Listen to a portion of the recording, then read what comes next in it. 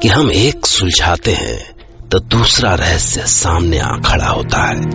जरा सोच के देखिए कि हम जिस इंसान से दिन में मिलते हैं और वो बिल्कुल हमारी तरह बात करता है, हंसता है, मुस्कुराता है, पर रात होते ही वो अपने बिस्तर से उठ खड़ा होता है किसी और ही शक्ल में, ऐसा खौफनाक बनकर जिसकी कल्पना से ही खून जम जाए।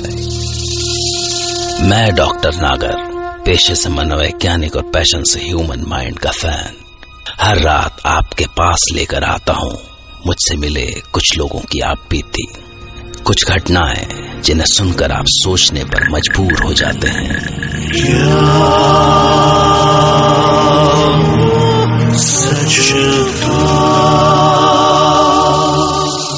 आज की कहानी पुलिस ऑफिसर जयराज नारायणन की है और वो ये कहानी खुद सुनाएंगे। जयराज नारायणन जिनका अपनी ड्यूटी के दौरान ही एक ऐसे खौफ से सामना हुआ जिसके बाद चैन की नींद सो पाना उनका कभी न पूरा होने वाला ख्वाब बनकर रह गया। पर हाँ, उन्हें इस बात का सुकून जरूर है कि वो खौफ अब उनकी जिंदगी से जा चुका है। शायद ये केस काफी पुराना है।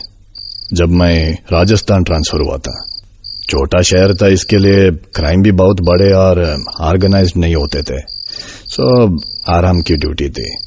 पर एक दिन हमें इन्फॉर्मेशन मिली कि डिस्ट्रिक्ट हॉस्पिटल के मार्ग में रखी एक डेड बॉडी से 8 गायब हो गया।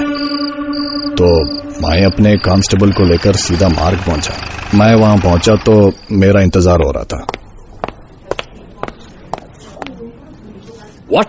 इससे पहले भी हो चुका है ऐसा? हाँ, पिछले 4 दिनों से डेड बॉडी से 8 गायब हो रहे हैं और आप कंप्लेंट अभी कर रहे हैं? नो, एक्चुअली आप तो जानते हैं मॉर्ग में कितनी सारी डेड बॉडीज होती हैं और जैसे पुलिस को लगता है कि अब इनका कोई दावेदार नहीं आएगा या इन्वेस्टिगेशन के लिए इनकी जरूरत नहीं बची, तो वो इनको क्रिमेशन के लिए ले जाती है। बाय चांस आज जिस बॉडी को क्रिमेशन के लिए निकाला गया उसमें से हार्ट गायब था। तब मैंने सारी बॉडीज चेक की तो पता चला कि अच्छा, यानी बाई चांस आपको 4 पर पता चल गया, नहीं तो 10-12 भी हो सकते थे। नो, एक्चुअली ये है कि एक्चुअली क्या हुआ मैं खुद देख लूंगा। चलिए, मुझे पहले वो बॉडीज दिखाइए। नॉनसेंस। तो ये है आपकी मार्ग। वो चारों बॉडीज कहाँ हैं? ओहो, बुरी तरह फाड़ा गया है रिबकेज। कोई जानवर तो नहीं? नहीं सर, मॉर्ग तो लॉक रहती है और हॉस्पिटल के गेट पर गार्ड भी रहता है। जानवर आने का सवाल ही नहीं उठता।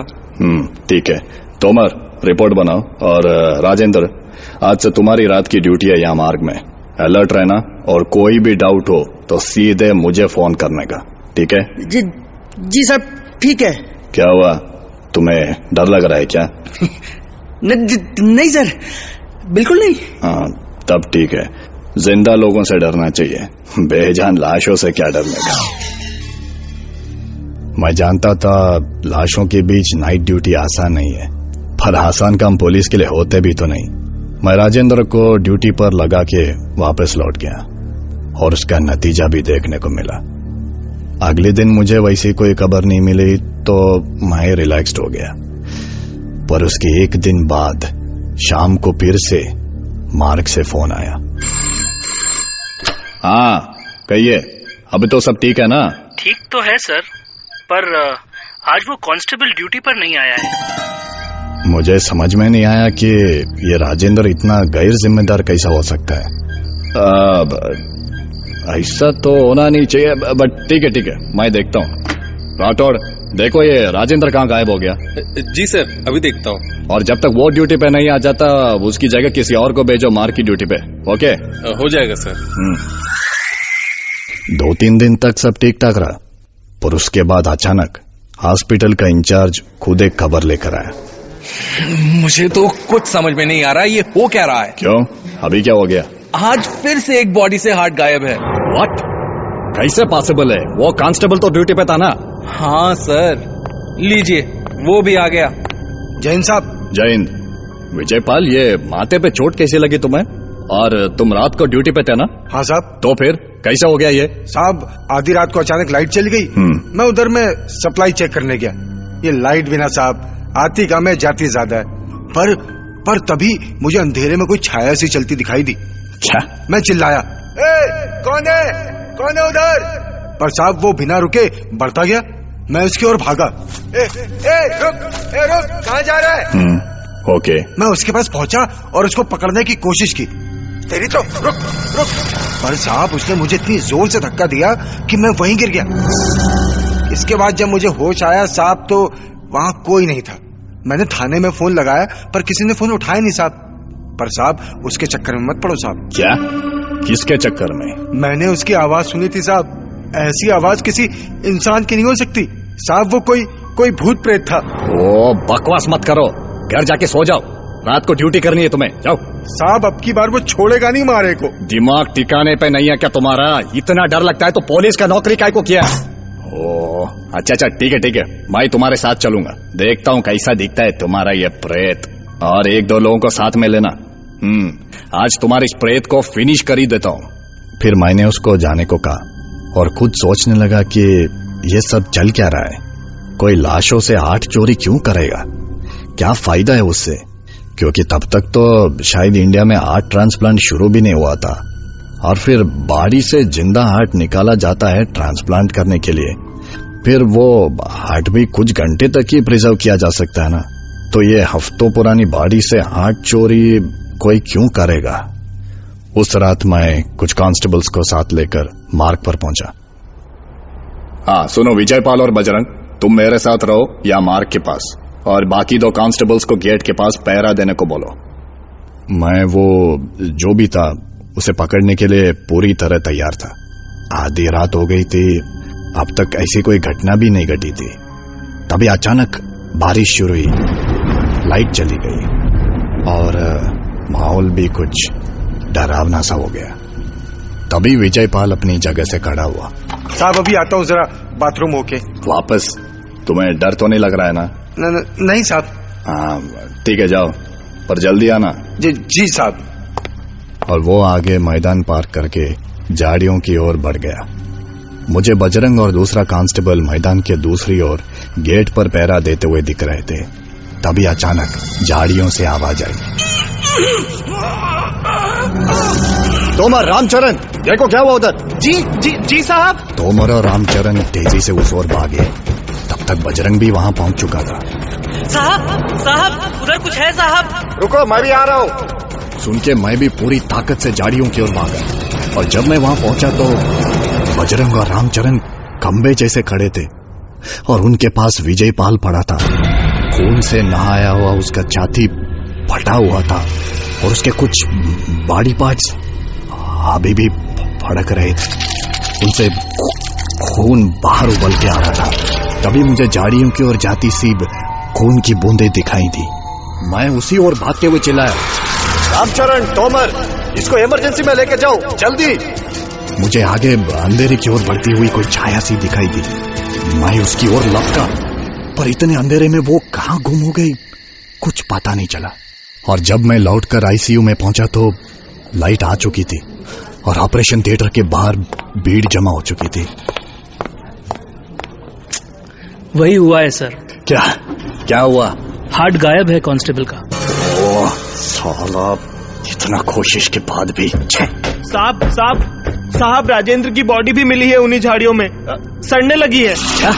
राजेंद्र का भी? यानी कि वो भी उसी के हाथ मारा गया? जी साहब, पहरे के पहली रात ही मार दिया लगता है। सड़ने लगी है बॉडी, बदबू आ रही है। Oh no. कुछ ही देर में बारिश बंद हो चुकी थी। तभी मुझे हॉस्पिटल इंचार्ज सामने से आते हुए दिखाई दिए, बुरी तरह भीगे हुए। डॉक्टर, आप तो भीगे हुए हैं, कहां से आ रहे? मैं यहीं। जब शोर हुआ तो मैं भी भागा देखने के लिए। मुझे थोड़ा सा शक हुआ, क्योंकि बारिश तो बस 2 मिनट की हुई थी, तो डॉक्टर भीगा कैसे? बाहर तो बहुत सा हॉस्पिटल स्टाफ आया था, पर उनमें से तो और कोई भीगा नहीं था। भीगना सिर्फ मुझे और मेरे कांस्टेबल्स को चाहिए था, क्योंकि जब तक लोग बाहर आए तब तक तो बारिश बंद हो चुकी थी। मैंने बजरंगी से टार्च ली और फिर से झाड़ियों में गया और वहां कीचड़ में बने उस छाया के पैरों के निशान देख के सब साफ हो गया, क्योंकि सारे लोगों में सिर्फ हॉस्पिटल इंचार्ज ही था जो एक पैर कुछ दबा के चलता था। पर मेरा ये शक गलत भी हो सकता था। सुबह तक बात फैल चुकी थी और शहर से सीएमओ भी आ गए।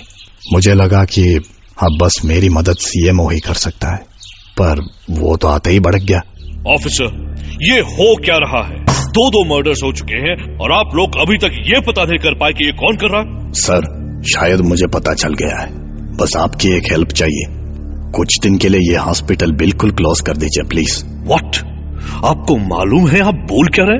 कुछ पता है आपको? इतने सारे पेशेंट्स को कहां भेजूं? सर प्लीज, और किसी भी दूसरे हॉस्पिटल में 2 मर्डर्स हुए हैं डॉक्टर, और कोई रास्ता नहीं है। बात बहुत बड़ी थी, इसलिए अगले दिन शाम तक सारे पेशेंट्स वहां से शिफ्ट कर दिए गए और उस रात पूरा हॉस्पिटल थाना बना हुआ था। जगह जगह पुलिस फोर्स तैनात थी। मुझे पूरा यकीन था कि वो जो भी है अगर आज आया तो बच के नहीं जाएगा। और जब आधी रात हुई। आप वैसे ही परेशान है सर, इतने पहरे में उसके आने का तो सवाल ही नहीं उठता। हाँ तोमर, ये हम कर क्या रहे हैं? हॉस्पिटल इंचार्ज क्या, यहाँ तो कोई स्टाफ भी नहीं है, फिर ये सब पहरा किसके लिए? सही है सर, पर सर वो हॉस्पिटल इंचार्ज यहाँ नहीं है, पर डॉक्टर्स रेसिडेंस में तो है ना। उसके साथ उसकी वाइफ और शायद बच्चे भी होंगे। अचानक जैसे मुझे होश आया। तोमर। जी सर। चलो जल्दी। जी सर। और हम भाग के उसके रेजिडेंस तक पहुंचे ही होंगे कि हमें अचानक किसी के चीखने की आवाज सुनाई दी। खोलो दरवाजा, खोलो खोलो, ओपन दरवाजा, खोलो दरवाजा, door, god damn it. Sir sir sir दरवाजा तोड़ दे सर। अरे तोड़ो या आग लगाओ, पर कुछ करो।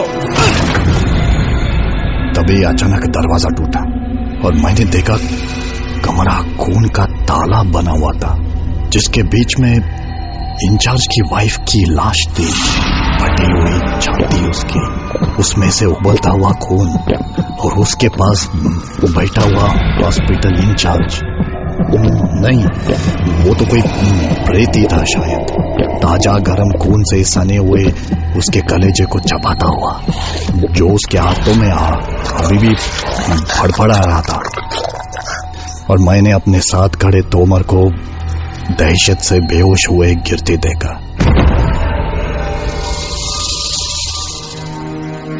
पर इसके अगले ही पल हॉस्पिटल इंचार्ज जैसे ही होश में आया, अपनी बीवी की लाश देखकर बच्चों की तरह रोने लगा। डॉक्टर्स ने इसे अपनी भाषा में मल्टीपल पर्सनैलिटी डिसऑर्डर का नाम दिया, पर पुलिस ऑफिसर जयराज ने बताया कि जब वो वहां से ट्रांसफर हो चुके थे, उन्हें पता चला कि उस हॉस्पिटल में कुछ ही महीने बाद एक बार फिर से वैसा ही कुछ हुआ। पर इस बार कातिल हॉस्पिटल इंचार्ज नहीं, हॉस्पिटल का स्वीपर था। इसका मतलब क्या है? क्या वो प्रेत इंसानी कलेजा खाने की चाहत पूरी करने के लिए हर बार एक नया शरीर ढूंढता है? पहले हॉस्पिटल इंचार्ज, फिर स्वीपर, और इसके बाद शायद कोई और। जवाब ढूंढिए, क्योंकि मैं कल रात फिर तैयार रहूंगा आपके लिए एक नई घटना लेकर, जिसे सुनकर जयराज नारायणन की तरह आप भी कह पड़ेंगे।